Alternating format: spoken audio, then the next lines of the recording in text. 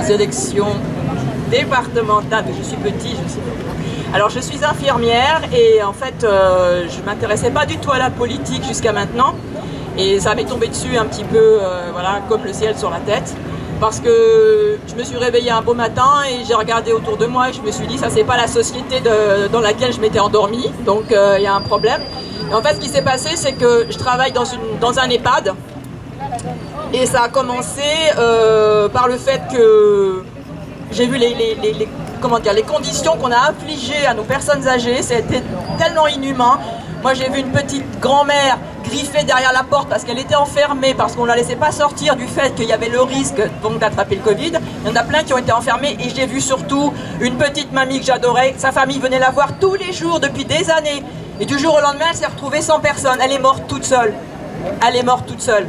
Sa famille n'a jamais pu la revoir et quand ils sont venus chercher le corps, la famille a juste eu le temps de voir le corps dans le sac spécial réservé Covid parce qu'elle a fait une fausse route. Ils ont dit non, c'est Covid. Et elle est partie comme ça, toute seule. Donc, oui, alors je parle pas aussi du Rivotril qu'il y avait dans l'armoire à pharmacie, hein, d'accord? Jamais donné, voilà.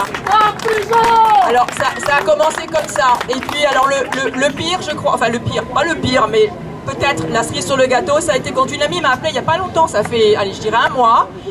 Donc elle m'a appelé au secours parce qu'elle travaille dans une structure où je travaille aussi et elle était perdue. Elle m'a dit, je ne sais pas quoi faire. Elle me dit parce que ma maman a été testée Covid anglais positif et elle est dans son lit depuis une semaine, elle a de la température. J'ai appelé 2 médecins.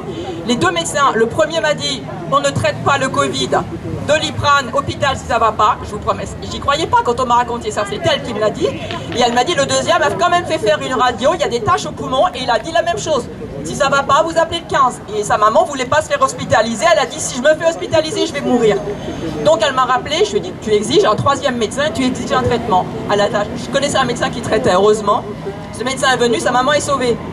Mais là, je me dis quand même, il y a une aberration dans cette histoire qui est très simple, qu'un enfant de 5 ans peut comprendre. À partir du moment où on ne traite pas les malades, et à partir du moment où Castex continue à supprimer les lits pendant la pandémie, entre guillemets, expliquez-moi comment les hôpitaux ne peuvent pas être saturés. Or, le confinement, il a été basé sur cette histoire d'hôpital. On nous a confinés pour ne pas saturer les hôpitaux.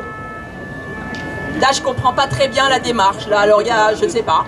Bon, il y a un problème quand même. Donc ils sont entièrement responsables de la situation, notre cher gouvernement, d'accord? Et maintenant ils viennent nous dire qu'on va se retrouver avec des finances catastrophiques, etc. Mais avec tous les sous qu'ils nous donnent. Mais c'est eux qui nous ont enfermés, ils nous ont empêchés de travailler. Ils ont empêché les gens de travailler, ils nous mettent en faillite et maintenant ils viennent de nous dire que c'est de notre faute en plus bientôt.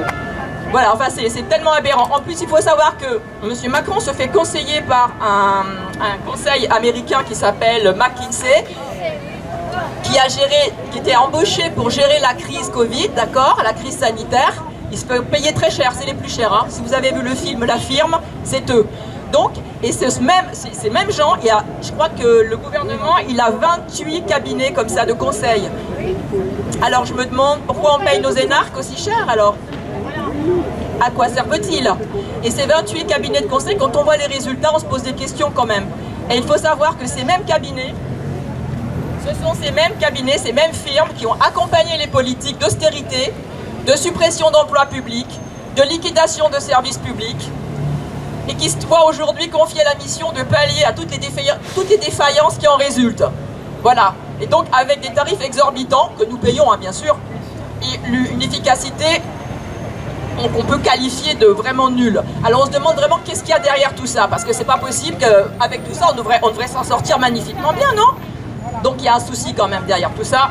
C'est pour ça qu'il faut vraiment qu'on soit tous ensemble, que ce n'est ni la gauche ni la droite. Il faut arrêter tous ces combats, ça c'est du guignol, ça c'est Guignol et Niafon qui se tapent les uns sur les autres. Et pendant ce temps-là on voit pas ce qui se passe au-dessus de nos têtes, et eux ils rigolent bien, parce qu'eux ils tirent les ficelles. Et c'est nous qui nous faisons plumer dans ces histoires.